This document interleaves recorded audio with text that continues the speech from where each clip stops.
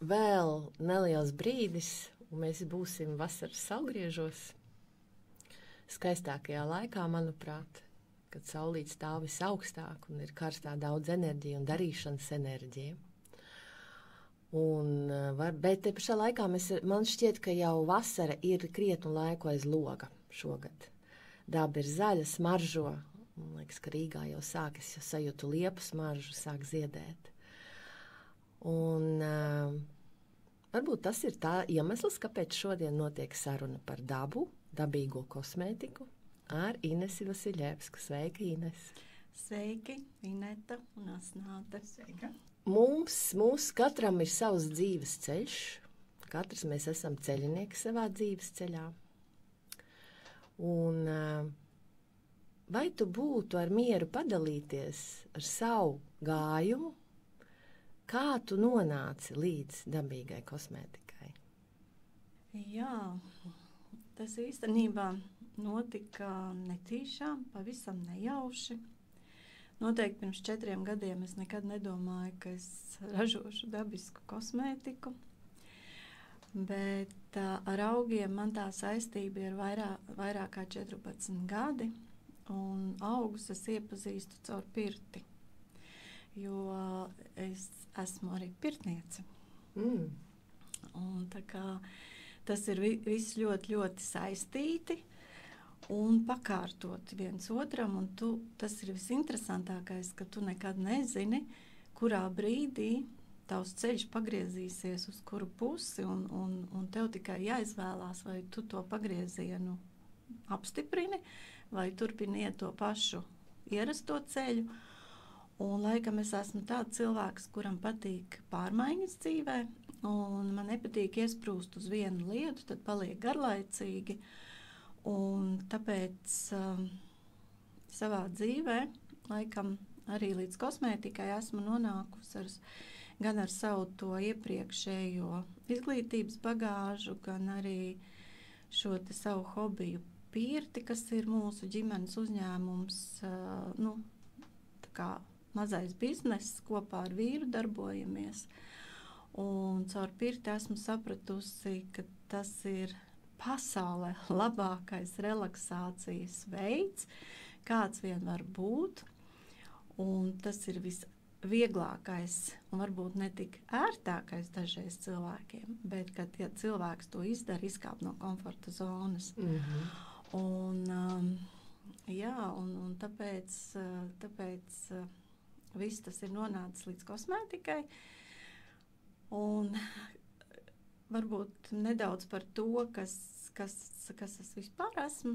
Jā, noteikti būtu interesanti. Jā, senāk, jau vairākus gadus atpakaļ, jau pat neskaitīšu, cik gadus atpakaļ esmu pabeigusi Latvijas medicīnas akadēmiju, kas tagad ir Stradiņu universitāte. Un esmu kā ģimenes ārsts, esmu arī pastrādājusi, bet tajos laikos, kad mainījās pasaule, mainījās Latvija, bija diezgan grūti, jo man bija mazi bērni, un tad es izdomāju, ka es laikam palieku vairāk ģimenē, un man bija iespēja uzsākt pavisam kaut ko jaunu, un mani iemeta farmācijas biznesā. Un pateicoties šai iespējai, esmu iemācījusies valodu, esmu paceļojusi pa pasauli, satikusi ļoti brīnišķīgus daudz cilvēkus dažādus. Un šī farmācija arī turpinās patreiz, es neko neesmu pametusi. Tas ir mans pamatdarbs, mans maizes darbs. Un jāsaka tā, ka bieži vien cilvēki jautā, kā tu vari apvienot to savu sirds lietu, pirti, un augus, un dabisko kosmētiku, un farmāciju. Un no sākuma man pašai arī bija tāds tā kā nesapratne, un gribēju saprast, uz kuru pusi doties. Un tad es sapratu, ka mēs katrs esam savā ceļā, mēs katrs esam savā apziņas līmenī. Ir cilvēki, kas nekad neaizdomāsies līdz šim te dabiskajam un augiem, un vienīgais, kas viņam var palīdzēt, tā ir tā tablete vai kāda cita zāle. Un tajā pašā laikā tie cilvēki, kuri jau varbūt ir pakāpušies apziņas līmenī nedaudz augstāk, viņi sāk meklēt dažādus veidus, kā sev palīdzēt. Un bieži vien tad kombinē vai nu to tradicionālo medicīnu, ko mēs pazīstam kā konvencionālo, vai arī pievienojot kādu šo te netradicionālo metodi. Un ir cilvēki, kas izmanto tikai netradicionālās metodas, un tāpēc mēs esam dažādi, un tāpēc mēs katrs esam tur, kur mēs esam, un nav ne slikti, ne labi. Katram ir savs, un tāpēc arī tiem cilvēkiem ir vajadzīga šī te farmācija, ir vajadzīgas zāles, jo visā pamatā ir ticība. Kam tu tici? Jo tad, kad es mācījos arī ajurvēdu, un mans indiešu doktors Samits pirmajā nodarbībā tur prasīja, kāpēc mēs tur esam atnākuši un ko mēs vēlamies. Un es jau tādu iedvesmotu, ka es vēlos tur augu, garīgo pasauli saprast. Un viņš man tā apsēdināja, un viņš pateica, ja tu tam tici, tad tas tā arī ir. Un tad es sapratu, ka jā. Varbūt ir daudz kas sazamētāks. Jā, tāpēc ir jāzina šie te pamati arī medicīnā, un medicīna ir, kā es saku, tās ir manas saknes, kur es droši jūtos, jo es droši varu lasīt gan pētījumus, gan saprast visu, kas notiek, un līdz ar to tad man ir vienkārši, un ja runājam par kosmētiku tieši, tad es arī saprotu šo te dabiskās kosmētikas nozīmību, tomēr, jo cilvēka āda ir lielākais orgāns, un tas ir ļoti, ļoti svarīgi apzināti saprast, ko es lieku uz ādas. Tieši tāpat, ko es ēdu un kādu ūdeni es dzeru. Un kādu gaisu es elpoju. No tā viss ir atkarīgs, kā es jutīšos. Protams, te var runāt arī par domām, par attieksmi pret dzīvi, jo tas viss veido to kopumu, vai es esmu vesela vai netik vesela. Jā, veselums kopumā arī veselums kopumā, jā. Kā bija Rudolf Steiner pieeja, kas bija cilvēks kopumā skatāms. Jo bieži vien tad, kad es saku veselums, daudzi nesaprot, visi domā, ka tā ir veselība, jo arī savos tekstos es bieži pieminu šo veselumu, un tad, kad pie manis bija pārbaude, pārtikas veterinārais dienests? Nē, veselības inspekcija. Veselības inspekcija, jo kā pie jauniem ražotājiem vienmēr atnāk un pārbauda, ko mēs nodarbojamies, kā mēs to darām. Un tad arī viņi bieži par to veselumu gribēja apstrīdēt, ka nē, kosmētika nevar būt par veselību. Un tā, es saku, tas nav vārds veselība, tas ir veselums, kopums. Un cilvēki bieži vien to nesaprot, un tāpēc cilvēki ir jāmāca. Un tāpēc esat jūs, tāpēc esmu es, lai daudz ko iemācītu cilvēkiem, vienkārši pateiktu, un vispār, kas attiecas uz sievietēm, ka sievietēm ir tiesības justies labi, viņām jāzina, ko viņas grib, un jāmāk paprasīt, lai viņas ļoti labi. Es noteikti pajautāšu, līdz tam mēs arī vēl nonāksim. Ražot kosmētiku, man tas šķiet kaut kas ļoti sarežģīts. Es ticu, ka tava medicīniskā izglītība, kur droši vien arī skar ķīmijas aspektu, varbūt kaut kā ir palīdzējusi, bet kā jūs saprot ar vīru, kā jūs atradāt šo te ceļu, kā jums bija šis process? Par kosmētiku vīrs man īpaši neiesaistās. Viņš man palīdz tādas tehniskas lietas visādas tur, bet tas man kādreiz arī likās pašai, ka tas ir neiespējami, bet tas ir iespējami. Tas ir tāpat kā uzcept maizi, nevajag 100 sastāvdaļas, bet vajag labas sastāvdaļas, lai būtu laba maize. Un tieši tāpat arī kosmētikā ir jābūt labām sastāvdaļām, lai būtu labs krēms, vai labs fluidiņš, vai laba eļļa. Vienkārši tam jābūt kvalitatīvam, drošam, pārbaudītam. Un, protams, arī tie ražošanas apstākļi. Arī šis mazais uzņēmējs var radīt šo te kvalitatīvo vidi, kur izgatavot savus kosmētiskos līdzekļus. tas viss ir iespējams. Protams, es esmu pateicīga ne jau tāpēc, ka es esmu pabeigusi medicīnu vai vēl kaut ko, bet es esmu pateicīga, ka mani atveda ceļš pie manas skolotājas Sarmītes Kauliņas, kas ir fantastiska sieviete, vienkārši, kas arī māca un stāsta ne tikai par kosmētiku. Un viņa bija tā, kas parādīja, kā tas jādara, dalījās un joprojām dalās ar savām zināšanām, uzmundrina mūs visas un tās, kuras to ir izdarījušas. Es zinu arī vairākas meitenes, kas to dara. Bet es teikšu, ka tas nav viegli, tāpēc, ka esmu izvēlējusies varbūt tādu vienu no sarežģītākajiem dabiskās kosmētikas, jo krēmus ražot ir sarežģīti tādā ziņā, ka ir īsts uzglabāšanas termiņš 6 mēneši. Ja?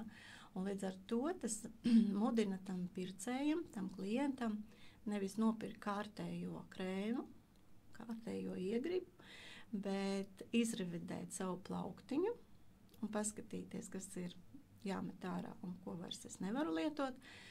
Un otrs, kad, ja tu nopērci dabisko kosmētiku, tu viņu arī izlieto. Nevis vienkārši noliec plauktā. Kā tas, ko es esmu sapratis, kā tas bieži vien arī notiek. Un tāpēc tagad ir mans uzdevums to stāstīt, mācīt, un lai cilvēki saprastu un darbotos. Un kā es vispār nonācu, tas bija vēl par to netīšumu, ko es pieminēju pašā sākumā, ka pēc, kā jūs teicu, nemiera gars, gribējās kaut ko atkal jaunu, un atrada man meita, ieteica, vai tu negribi pamēģināt uzturzinātni. Es tā, labi, paskatīšos, un es biju ļoti pateicīga viņai par šo tā kā man ierosinājumu, pamudinājumu, jo tā bija 3 augstskolu maģistra programma, kur iesaistīta Rīgas Stradiņu universitāte, Lauksaimniecības universitāte un Latvijas universitāte. Ļoti interesantas mācības bija. Interesanti bija atgriezties arī ļoti īsi, bet tomēr klīnikā un paskatīties, kā tas notiek. Un pateicoties šīm mācībām, es nonācu līdz ēterisko eļļu ieguves tehnikai. Un pateicoties šo ēterisko eļļu un destilātu ieguvēji, tad ko tālāk? Tālāk ir kosmētika, kur to visu likt. Tā tas sanāca. Bet to es atradu universitātes laboratorijā, pasniedzējs pamudināja, vienkārši teica, ja kādam tas būtu Latvijā, tad tas būtu ļoti forši. Viņš ir Latvijā un tas ir man. Tā tehnika, ar ko es iegūstu ēteriskās eļļas un destilātus, viņš ir pavisam savādāks, jo no auga paņem pašu to koncentrētāko un tas ir forši, kad paliek arī tās visas nevajadzīgās vielas, paliek tai augā iekšā, kad viņš netiek, piemēram, kaut kāds tur smagais metāls vai kas, viņš vienkārši paliek tajā traukā, augā, bet visas tās gaistošās vielas smuki satak tajā augu ūdenī. Saki, es tad klausos un vienkārši tā pie sevis atceros, teiksim, ir hidrolāti kā iegūst un ēteriskās eļļas, tas ir pilnīgi atšķirīgi, bet vai ēteriskās eļļas bez tevis vēl kāds iegūst un, teiksim, ar ko protams. Ir, un ar ko tad, ja tomēr tas ir atšķirīgi, hidrolāts un eļļa, kur ir tā atšķirība? Hidrolāts, tātad ir tā, kad dažādi sauc hidrolāti, destilāti, ziedūdeņi, ir pavisam vienkārši aparātiņi. Destilācija ir 2 veidi. Ir ūdens destilācija un tvaika destilācija. Man ir tvaika destilācija. Ūdens destilācija, kad izmanto ūdeni, ūdens sakarst iziet cauri augam, visas tās pilītes, kas tur ir, vēsumā uzkrājas un iztek ārā. Bet tvaika destilācija ir siltums, palīdz tās gaistošās vielas arī izdabūt no auga, un arī ir šī tā vēsinošā tāva komponente, kas tajā tehnikā ir iekšā, un tas gaistošais viss iztek ārā. Un tas ir tas gan ētriskā eļļa, gan tas ūdens, kas ir augā. Un viņš ir daudz koncentrētāks nekā vienkārši, ja ūdens iztek cauri augam. Jo tas iztek auga ūdens manā gadījumā. Un pirtī, kas notiek ar mums, kura metode pirtī ir? Caur augu, teiksim. Augus es pirtī izmantoju gan skrubīšos, gan tos pašus destilātus izmantoju. Tā kā, un arī tā pati kosmētika pēc pirts tiek cilvēka ķermenis iesmaržināts, lai viņš aiziet mājās, samīļots un iesmaržināts. Augi tevi uzrunā vai tu meklē augus? Kā notiek tas process? Ar augiem es īstenībā ļoti lēnām sadraudzējos, jo augs reāli runā ar tevi. Tas tā arī ir.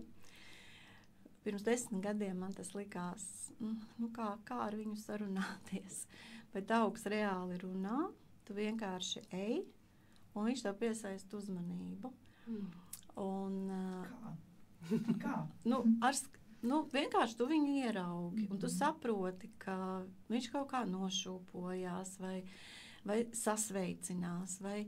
Un tad, ja tu viņam uzdod jautājumu, pēc brīža tev atnāk atbilde. Tev tikai ir jāļaujās. Un nevis tur jādomā, tagad es gaidu atbildi, bet vienkārši jāļaujās. Caur sirdi tu saņem šo atbildi. Tāpēc mums ir jāiet dabā. Jā, jo daba ir viens no lielākajiem arī relaksācijas un dziedināšanas veidiem. Un Latvija ir unikāla zeme, kur tas ir iespējams. Jo caur mūsu pirtiņu ir izgājuši ļoti daudz ārzemju viesu. Un viņi visi kā viens saka, jūs esat tik tuvi dabai. Nav citas, nav nevienas citas. Jo arī, ja runā par pirti, piemēram, tik daudz augi, kas tiek izmantoti pirtī, ir tikai latviešu pirtī, latviskajā pirtī. Un citas tautas no latviešiem mācās.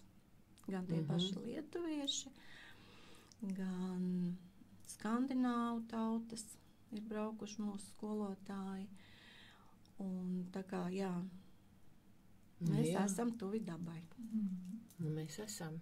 Jā, tā ir, jo es, teiksim, savu pieredzi zinu, ja, teiksim, ir sagruzonis vai grūti, tad velk uz jūru, jeb pļavu. Man ir tāda divas vietas. Jo man trešā vieta būtu kalni, bet tā kā mums to kalnu ir viens liels paugurs vārdā Gaiziņš. Bet stāsts par staigāšanu, un vai tā ir milzīgā jūra plašuma, kas ūdens, kas arī nes informāciju un palīdz atbrīvoties. Jeb tā ir tiešām pļava, tāpēc man ļoti, es esmu vasaras cilvēks, dzimšanas diena man pašai saulgriežos, jāsaka, gandrīz ir, un līdz ar to vienmēr uzrunājušas ir pļava, ziedi, augi, tas ir vienkārši fast neizsakāmi.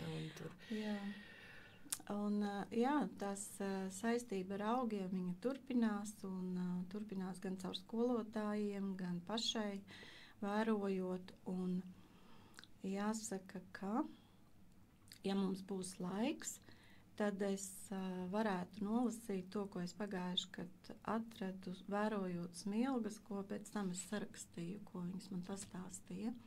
Man pašai bija pārsteigums, bija uzdevums vērot smilgas. Pie mājas es nekad nebiju ievērojis, ka man ir 10 veidu smilgas. Un tas tik interesants, un viņas tik skaistas, un tik... ja būs laiks, bet varbūt nolasi? Jā, tieši tagad. Ko smilgas? Tas ir diezgan tāds... labi, tā varbūt arī raisīsies tālāk tā saruna. Tātad jūs neredzat, bet Inesē ir 2 lapas pierakstītas un arī skaistas smilgas uzzīmētas. Jā, smilga. Tik dažāda, smalka, trausla, spēcīga, neuzvarama, maiga, izturīga, skanoša, neuzbāzīga, patiesa, uzrunājoša, atbalstoša, dzīvespriecīga, auglīga. Vai tā ir uzticēšanās sev? Ja tu esi pie sevis, vai tevi var skart, vilšanās. Nē, ja nav vilšanās, tad ir uzticēšanās. Uzticēties sev un savam spēkam, pārliecībai, būt ar sevi un sevī. Stāsts ir tikai par mani.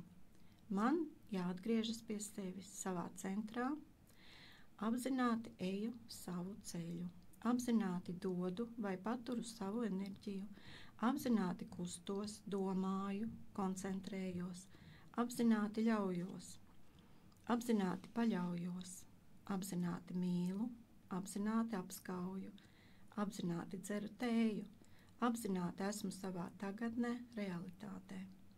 Cik grūti izkaistītam būt, bet viegli izkaisīties.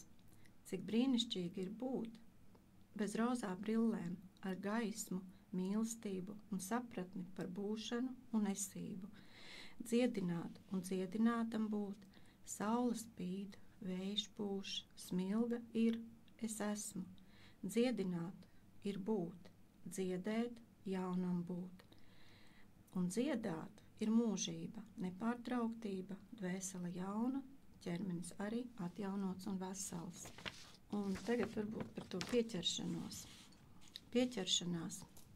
Pieķerties kā dadzim pie svārku malas, vai pieķerties pie mammas svārku malas.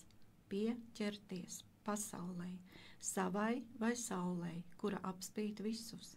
Pieķeršanās pagātnē, kāpēc tā tiek dota un ņemta, lai piedzīvotu, ķert, dzīvot, ķert mirkli izdzīvojot, dzīvot ķerot, daudzos mirkļus, vai pie tā visa var pieķerties, tā var tikai sevi izšķaidīt, pazaudēt, kur es palieku šajā mirklī, ķerot to, vai to var noķert, ja esmu pieķērusies citur.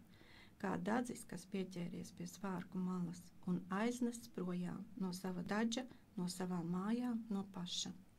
To man pastāstīja Smilga.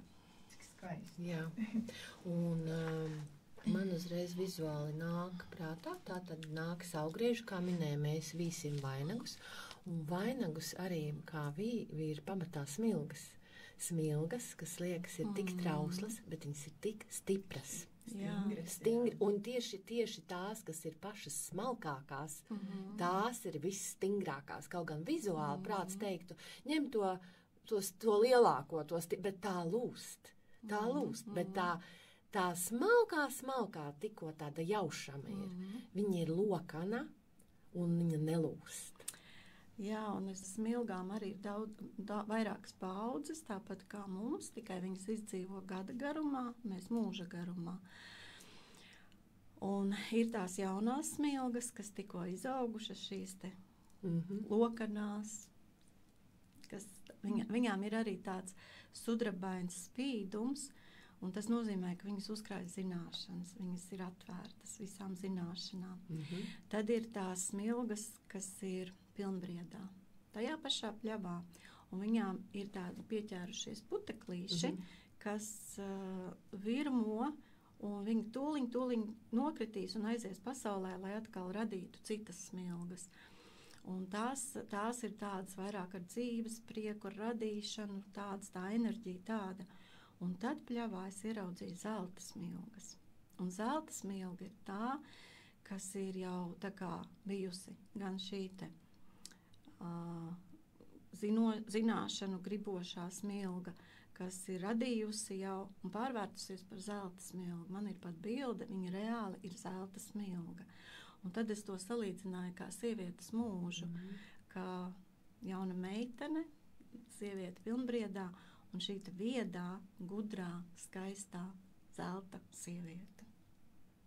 Bet daba tik tiešām atspoguļo to dzīves ciklu, vai ne? Visur mums apkārt, un tālu nav jāmeklē, un mēs cilvēki bieži vien, mēģina izprast ar kaut kādām prātu, vai ne? Bet tas viss ir apkārt tik interesanti. Viss ir ciklisks. Jā. Kaut kas beidzās, lai kaut kas sāktos. Jā, un tas jau ir tas interesantais, un par to pieķeršanos, ka nevajag pieķerties. Un es zinu, ka tas ir ļoti grūti, un es zinu, ka man pašai tas ir darbs ar sevi. Nepieķeries savai mājai, nepieķeries saviem bērniem. Viņi ir nākuši caur tevi, lai viņi ietu to savā pasaulē un radītu to savu pasauli. Un kas vēl te bija tas, kad es pati rādu to savu realitāti. Neviens cits, ne mans vīrs, ne manā meita vai kas.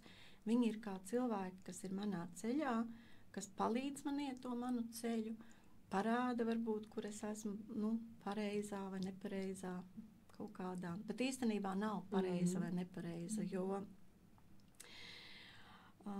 es atļaušos pieminēt arī vēl vienu lietu, kas jau man ir gadu. Mans dzīves tāds pavadonis, tā ir rekonekcija. Noteikti varbūt esat dzirdējušas. Es neesmu. Es arī neesmu. Jā.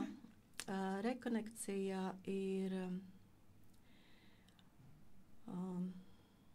kā lai vieniem vārdiem pasaka, es pateicoties savai skolotājai, dakterei Ditai Dauginai, kas ir fantastiska dakterīte, vieda daktere, kas cilvēkus ārstē ne tikai ar zālēm, bet arī ar šo te rekonekcijas metodi un ar savu šo te zināšanu bagāžu, savas dzīves bagāžu un pieredzi.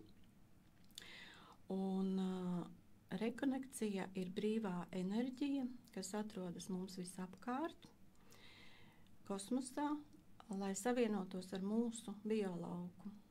Izklausās varbūt neticami sarežģīti, bet tas jau ir pierādīts kvantu fizikas līmenī, par ko jau runājis pat Einsteins.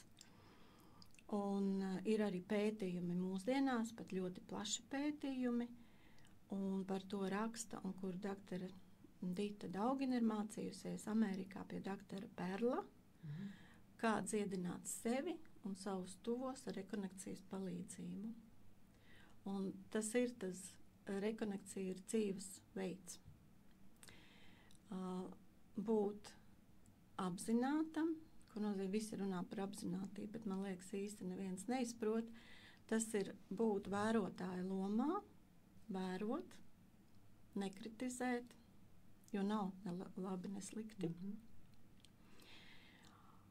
Protams, ka būs emocijas, mēs katrs esam emocionāli cilvēki, bet prast šīs emocijas menedžēt, kā ir latviski? Vadīt. Vadīt tā, lai es ar savām emocijām nenodarītu pāri gan sev, gan apkārtējai pasaulē. Lūk, tā ir tā rekonekcija, būt saistībā ar šo te enerģiju, izmantot viņu, dziedināt, un tas ir pavisam vienkārši neticami, bet viņa darbojās.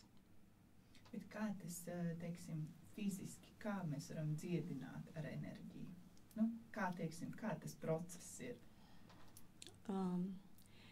Tam cilvēkam, kuru dziedina, viņam pat nav jātic tam šoreiz, ja? Jo tā enerģija ir. Viņa vienkārši ir. Tā dzīvo daba. Daba dzīvo šajā enerģijā. Un vienkārši mēs to visu esam aizmirsuši. Mēs to zinām, mēs to pazīstam. Mēs visu to esam aizmirsuši. Un vienkārši ļauties tam procesam. Tas notiek tātad cilvēks, kurš tiek dziedināts, viņš vai nu sēž vai guļ, vai arī ir attālināti. Nav obligāti jābūt klātienē. Un tas, kurš to dara, viņš nepieķerās, vienkārši koncentrējas uz šo enerģiju, neko neraida un neko nesaņem. Vienkārši ir šajā plūsmā, un tas notiek. Viņš, teiksim, vizualizē kaut ko, jeb ne? Iespējams, ka kaut kas nāks, kaut kāds, ja būs tajā plūsmā, būs gan iespējams, ka redzēs kaut ko, iespējams, ka kaut ko sajutīs, iespējams, kādu smaržu jaunu sajutīs. Viss tas ir, bet tas var būt gan vienam, gan otram. Gan tas, kas dziedina, gan to, kuru dziedina.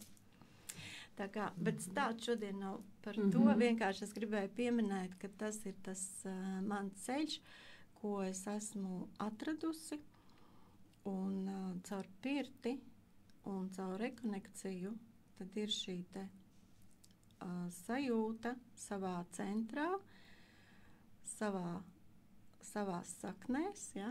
Tātad pārliecībā, jo tas dod drosmi. Jo mūsdienās ir ļoti svarīgi drosmīgi dzīvot šajos laikos. Un, ja cilvēks ir sistēmā, es arī daļēji esmu tādā, bet ja tev ir drosme, tad tavs ceļš pavērsies un tu ienesīsi sistēmā gaismu, nevis tumsa tevi nomāks un tu pazudīsi tajā. Lūk tā. Jā. Tāds pārdomu, jā. Skāruši tādas, jā, ļoti fundamentālas tēmas. Atgriežoties vēl pie augiem, tu jau, Ines, minēji, ka mēs Latvijā esam laimīgi, jo mēs esam tuvu dabai, un to zināja un izmantoja, teiksim, tā arī mūsu senči. Un es ticu, ka tu noteikti ļoti daudz arī turpini šīs te senču tradīcijas un paražas tevis radītajā kosmētikā. Kā tu apvieno šīs te senču zināšanas, varbūt ar kaut ko jaunu, ar zinātnisko, lai radītu, jaunas produktus? Ļoti labs jautājums, jo pabeidzot uzturzinātni, man bija tieši maģistra darbs, ka es gribēju pārliecināties, vai to, ko raksta tautas medicīna un mūsu zināmie, un jāsaka liela pateicība šiem te farmaceitiem, kas ir apkopojuši šīs zināšanas, tāpat profesora Eniņa, ja? Vai tiešām tas tā ir? Un tā mana pārliecība uzrakstot šo darbu bija 100% un vairāk, jā, jo es pētīju zināmās augu aktīvās vielas.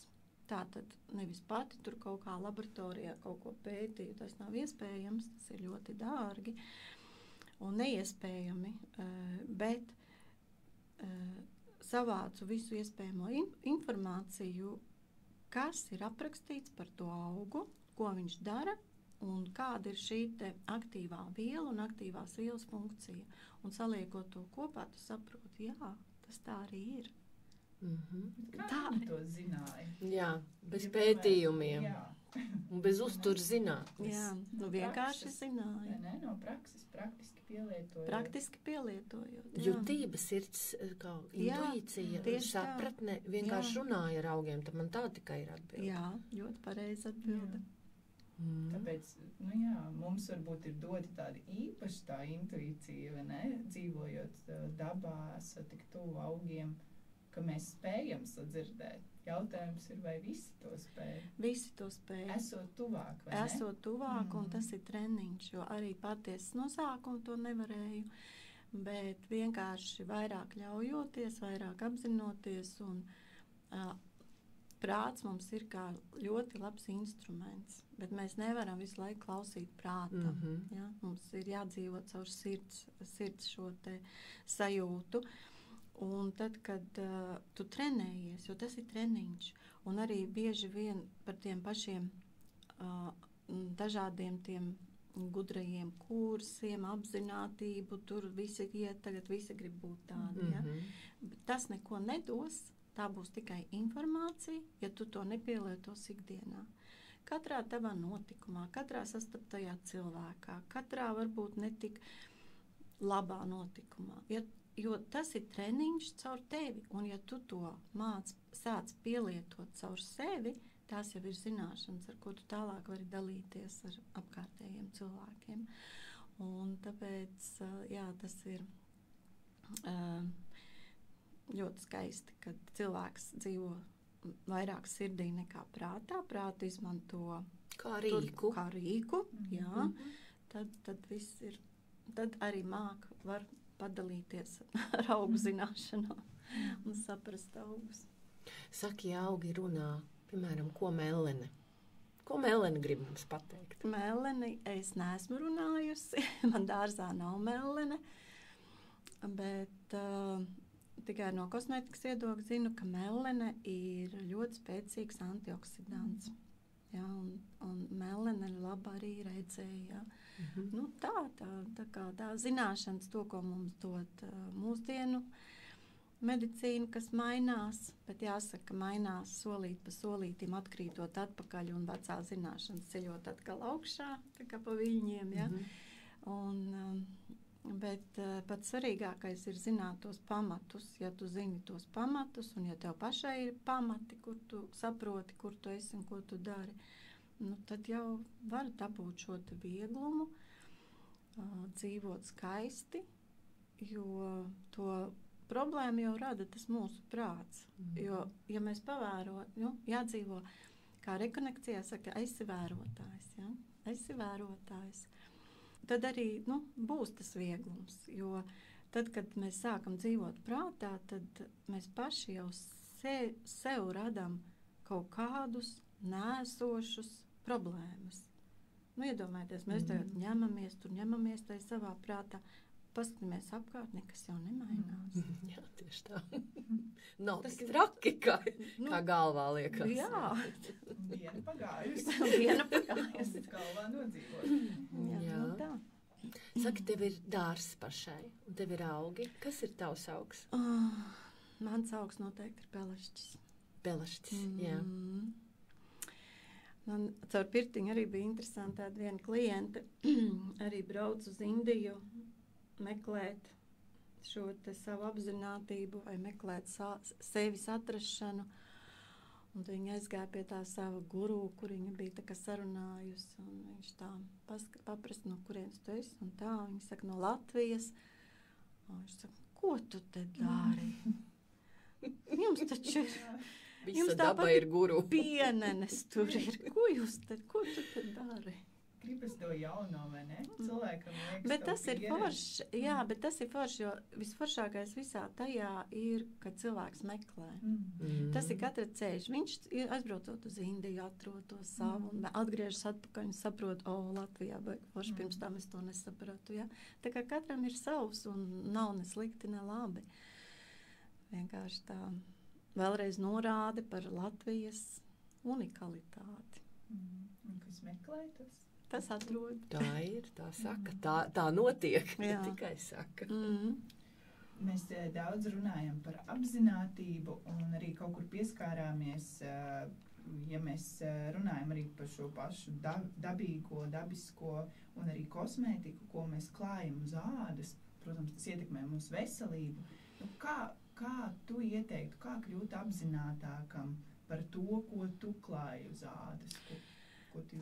Pirmkārt, nebūt slinkiem, paņemt pudelīt un apskatīties.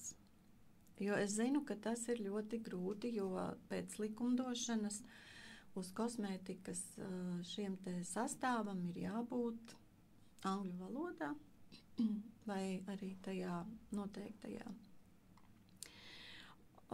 Tā saucamā INCI saraksts, kur pirmā viela, tas nozīmē, viņa ir visvairāk, un beidzamā viela ir vismazāk procentuāla formulā.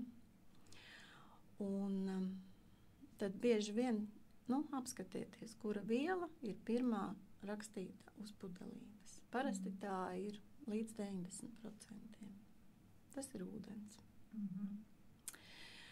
Un tāpēc ļoti svarīgi ir apzināties šīs te kaitīgās vielas. Viņas, diemžēl, vēl joprojām ir. Jo neviens nav veicis pētījumus. Tas nenozīmē, ka tagad mani tas neietekmē, bet tagad arī Eiropas likumdošana tiek atjaunota un visu laiku atjaunot ik pa gadiem. Un, diemžēl, viss tas uzkrājās. Ja? Un ilgtermiņā nav šie veikti pētījumi, tie parādās tikai pēc tam, ka saprot, ka cilvēks ar kaut ko saslimst. Un tie paši parabēni, kas kādreiz gāja uz urā visās kosmētikās, visur, ja, viņi tagad arī šur tur ir atrodami, jo lobijs ir liels un tie procentiņi mazie ir palikuši. Bet jā, un mūsdienu šajā atjauninātajā likumdošanā, ja atvērtu likumu par kosmētisko līdzekli, jūs ieraudzītu aizliegto vielu sarakstu, kas nav 100, bet vēl vairāk. Ja, un tad ir jautājums, kāpēc vajadzīgs likums, jo tās vielas jau visas tiek ražotas. Viņas tur ir, te sastāvās. Jā, un citreiz pat liekas, jo es pētu arī citus, ne tikai Latvijas, bet arī citus, un tad citreiz tu tā atver kaut ko un paskaties, krēms 200 eiro. Tad jābūt kaut kam skaistam. Es atveru un es saprotu, tur vispār nekā nav no dabas. Tur vispār nav. Tur ir viena ķīmija ar kaut kādiem nesaprotamiem nosaukumiem, un tad, kad tu sāc tos nosaukumus meklēt, ko katrs dara, tad piedod, nē, man to nevajag. Man šķiet, tos ieteikums ir vietā arī domājot par to apzinātību, jo mēs dzīvojam mūsu jaukajā laikmetā, kur apkārt mēs esam tāds mārketinga vergs, un tad tā apzinātība noteikti ir tad sākt ar sevi, vai ne? Atcerēties, tā, es izlasīšu, un kas man dara, un pieņem to lēmumu. Nepieķerties visiem, bet saglabāt. Tas ir ļoti forši, jo ir ļoti daudz informācijas, un bieži vien, man gribētu šito, bet vajag to izlaist caur sirdi, un sirds nekad nemalos. Tu to intuīciju uzreiz sajutīsi, kaut vai tādu klustiņu. Nē, tas nav mans. Saki, un kā ar to domu, kad kosmētika bieži vien ir jāmaina? Vai tā ir vai nav? Vai, teiksim, es varu to vienu produktu lietot tik ilgi? Kā noteikti jāmaina. Skaidrs. Bet tas ir interesanti. Man šeit arī ar Vinetu padalījos, ka man tik tiešām es esmu mēģinājis dažādi dabisko kosmētiku, un tad kaut kā lēnām atgriezies atpakaļ, jo tas viss ir pieejams, un es arī esmu iekritusi reklāmu važās. Un tad es teicu, ka man šo pavasaru vienkārši tāda apziņa ļoti stipra atnāca. Nē, es gribu dabisko, un es arī nomainīju pilnīgi visu uz dabisko kosmētiku, tik cik tas ir iespējams, atstājot varbūt kaut kādas dekoratīvās, kas nav. Un vienkārši tik tiešām, kā tu saki, tas ir tāda iekšējā sajūta, ka tev tā intuīcija saka, nē, es negribu vairāk. Un dabiskai kosmētikai arī vajag pievērst uzmanību, jo bieži vien arī dabiskās kosmētikas ražotāji grib piesaistīt ar savu, piemēram, smaržu. Ja? Un tad tiek izmantotas šīs sintētiskās smaržvielas, fragrances vai kaut kādi tur cipariņi. Ja?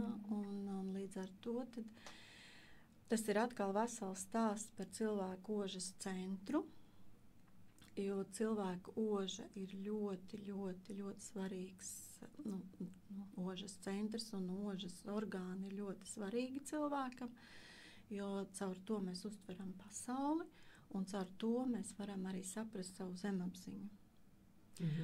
Un jāsaka tagad arī, ko es patreiz mācos pie tās pašas Armītas Kauliņas, savas mīļās skolotājas. Tas arī saistīts ar ēteriskajām eļļām, ko es izmantoju kosmētikā, un saistīts ar kā caur ožas centru ļoti ātri saprast, kā palīdzēt sev. Kas mani traucē šajā brīdī, un es netieku galā ar to. Un smarža un šī ēteriskā eļļa nekad nemelos. Cilvēks pat ir pārsteigts. Viņš tur pasmaržo, patīk, nepatīk. Un tad tur jāieklausās ir savās emocijās, savā ķermenī. Un tas ir tik patiesi un tik dabiski, ka neko nevar noslēpt. Un tad kā man jāņem tas, kas man nepatīk, vai tas, kas man patīk? Tas, kas patīk. Jā, jo tas, kas nepatīk, tas nozīmē, cilvēks vēl nav gatavs. Nav gatavs to risināt. Un iespējams pēc mēneša, pēc pusgada atkal tas būs viens, kas patīk. Nelaust sevi, darīt sev, to nedarīt sev pāri. Mēs dažreiz pārāk daudz varbūt sev laužam. Daram to, man to negribas, bet tas ir pienākums, vai man tas ir jādara, vai tas ir uzdevums. Un tad mēs tikai izdarām sliktāk sev būtībā. Jā. Tādā, mēs tā kā aizmirstam sev mazliet mīlēt vairāk. Bet tādā, es pat nezinu, tas izklausīsies egoistiski atkal. Nē, tas nav egoistiski, tāpēc, kad viss, kā jūs teicu pašā sākumā, viss sākas ar mani. Ja es jutīšos labi, mani bērni jutīsies, mans vīrs jutīsies, man ģimene jutīsies. Un tā ir fizika atkal. Tas nekas nav, mēs varbūt cilvēkiem vajag aptaustīt, tad viņš saka, jā, tas tā ir. Bet tas sajūtu līmenī, jo un pētnieki ir izpētījuši, viss ir enerģija. Ja mēs paskatītos savā vismazākajā, vislielāko mikroskopu paņemtu un paskatītos savu ķermeni, tur nevienu brīdi nekas nestāv mierā. Viss ir enerģija, visu laiku kustās elektroni, atomi, viss kustās. Un viss notiek, un tā ir enerģija. Un tas tiek izstarots uz āru, un jo labāk mēs jutīsimies, apkārtējā vide, tā ir rezonanses likums. Un mēs tā labāk pasauli darīsim. Nevis cepsimies, ka tur kaut kas, bet es ar savu šo te mieru un mīlestību radu šo harmoniju, vismaz savā mazajā realitātē, bet mana mazā realitāte paķers vēl kādu realitāti, un tas mākonītis veidosies. Būtībā ļoti svarīgi, man šķiet arī Latvijai pašlaik veidot šo mazo mieru mikropasaulē, jo mēs savienosimies, un tas mikro var izveidoties arī par makro. Tā arī būs. Saki vēl par ādu paturpinot, jo ar to arī minēja sarunā, ka tas ir viens no lielākajiem cilvēka orgāniem, ja teiksim, kas ir pēc laukuma laikam, skatoties aizņemtā laukuma ziņā, un tā ir arī pirmā, kas būs imunitāte caur ādu. Jā, tur viss aizsardzība. Aizsardzība, tīri mehāniska aizsardzība. Un āda mums arī maina, gadiem ejot, nenoliedzami maina savu struktūru. Ja mēs skatāmies mazo bērniņu, kurš ir ļoti tāda ādiņa, mīksta, maiga, mēs vienmēr priecājamies. Un savukārt, kas ir cilvēks jau brieduma gados, jau paliks rupjāka, raupjāka āda, kaut kas pietrūks, kaut kas ir vajadzīgs vairāk. Saka, lūdzu, teiksim, ja mēs runājam tieši par sievieti un dažādi pārejas periodi, par tām pašām smilgām, un tagad jau zelta vecumā ieejot, menopauze. Tas ir liels izaicinājums sievietei, iziet cauri. Ko tu ieteiktu? No, teiksim, kosmētika, viss kopumā, un tagad vairs ne tikai varam izraut kosmētiku, bet viss, ko tu saki. Ko ņemt vērā? Pirmkārt, jo ātrāk sāksi, jo labāks rezultāts būs ilgtermiņā. Aha, tā kā nevajag gaidīt, līdz problēmai. Jā, jo es arī pati caur savu pieredzi esmu savā ādai ļoti daudz pāri darījusi, jo jaunībā es ļoti sauļojos, solāriju, un tas ir vislielākais ādas ienaidnieks. Un saule rada grumbas. Un tāpēc ir ļoti nepieciešams mācīt savām meitām un aizsargāt savu ādiņu, saules cepurīs, saules krēmu, pēc iespējas draudzīgāku. Un ja runājam par sievieti šajā zelta vecumā, tad tas ir kopums. Āda labi izskatīsies, tātad, ja es labi jutīšos, ja man būs pozitīvas domas, ja es kustēšos, jo vecāki kļūstam slinkāki, bet jākustās vairāk. Tā tas ir. Jaunībā es varu paslinkot, tur neaiziet uz kaut ko nepadarīt, jā, tad man īpaši tas tā. Bet jo vecāks, jo vairāk ir jākustās. Jo vairāk kustēsimies, tā ir, viss ir kustība, viss ir enerģija. Jā. Jo labāk un ilgstošāk, īstenībā cilvēks būs vesels, viņam nevajadzēs meklēt kaut kādu palīdzību, jo kustība ārstē ļoti daudz ko. Ļoti. Un tāpēc bieži arī geriatrijā, kāpēc veci cilvēki, bieži vien nokrīt, ieguļās, ja, un viņi vairs neuzceļās, tāpēc, ka nekustās. Ja. Viņi pirms tam īpaši nav kustējušies, nokrīt, paliek mazkustīgi, un viss, un tālāk, vairs nav ceļa atpakaļ, vienkārši tikai kustība, jo tāpat, ja jūs atceraties sieviete vārdu, man liekas, viņai vārds vai uzvārds bija Ziņģīte vai tāds. Jā. Jo viņa savu traumu izārstēja caur kustību, ja? Viņa teica, man ir jāstaigā, es nevaru gulēt gultā. Viņa caur savu kustību, caur šīm rāpošanas kustībām, caur mugurkaulu dažādiem šiem te vingrinājumiem, viņa sevi atvesaļoja. Un tas nav vienīgā piemērs. Pasaulē ir ļoti daudz tādu piemēri. Bija tāds ļoti interesants zinātnieks Buļķis, viņš jau ir aizgājis cilvēks, kur ir ļoti interesanta grāmata. Mēs neesam tie, kas mēs esam, vai kaut kāds tas nosaukums. Un tur tās intervijas gan Lija Guļevska, tur ir iesaistīti, gan Imants Ziedonis, gan viņš un citi tie. Un tie bija tie viedie cilvēki, kas savā lokā jau runāja par šīm lietām. Ja? Un tur jau runāja un stāstīja, ka ir iespējams pat salaužot gūžu, pat salaužot kaulu kaut kādā veidā ar savu šo gribas spēku. Ja? Protams, medicīna ir nepieciešama, lai glābtu dzīvības un visu pārējo, bet cilvēkam ir jāgrib būt veselam. Jo ļoti bieži cilvēki mūsdienās ir ielikti tajā rāmītī, paskaties uz savu vecumu. Ieskaties pasē. Jā, bet tas ir tik nepareizs un tik... nav tā. Ir jābūt cilvēkam, ir jābūt apzinātam veselā saprātā, veselā ķermenī līdz mūža galam, cik viņam ir dots. Veselam. Lai viņš neapgrūtinātu citus, sabiedrību, neizmantotu līdzekļus valsts, bet viņš pats parūpējas par sevi.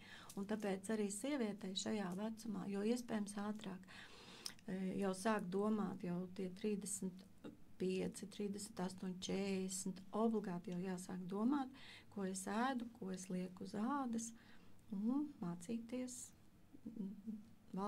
pārvaldīt savas emocijas, domas, radīt mīlestību pasaulē. Tik vienkārši. Bet grūti izdarāms. Katru dienu solīt pa solītim. Solīti pa solītim, tieši tā. Un tie solīši būs ar 100% uzviju. Un bieži vien cilvēks, jā, bet kā es tur? Es saku, nevaino nevienu citu. Tu esi tā, kas ir tā tava pasaule. Un ja tu sāksi sevi sakārtot, tas apkārtējais pavilksies līdz sev pat nebūs jāpieliek nekādas pūles.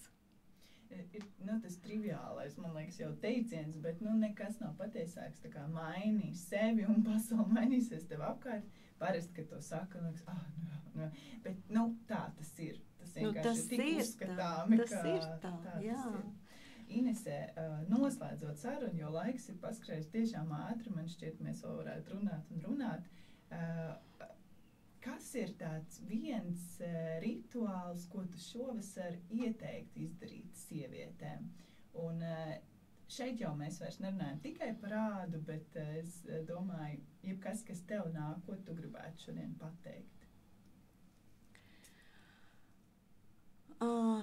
Pirmkārt, aiziet uz savu vannas istabu, apskatīties, kas ir plauktiņā, apskatīties derīguma termiņus un apskatīties kādu kosmētisko līdzekli, kas ir nopirkts un nav izmantots mēnesi, 2, 3, metam ārā.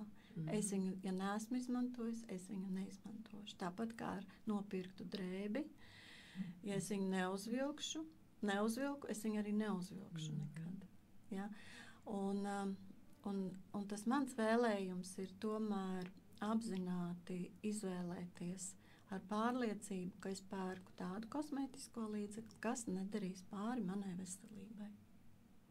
Vadoties pēc savām sajūtām. Pēc sajūtām un, protams, apskatoties, nepaslinkojot iepakojumu, sastāvu un pameklēt Google mamā, jo tur ir viss atrodams un tur ir atrodams arī par šīm sastāvdaļām vismaz tā pirmā informācija, ilgtermiņā tur, diemžēl, ir gan tā pārsvarā, ko ietekmē šīs visas ķīmiskās kaitīgās vielas, tā ir endokrīnā sistēma. Ja?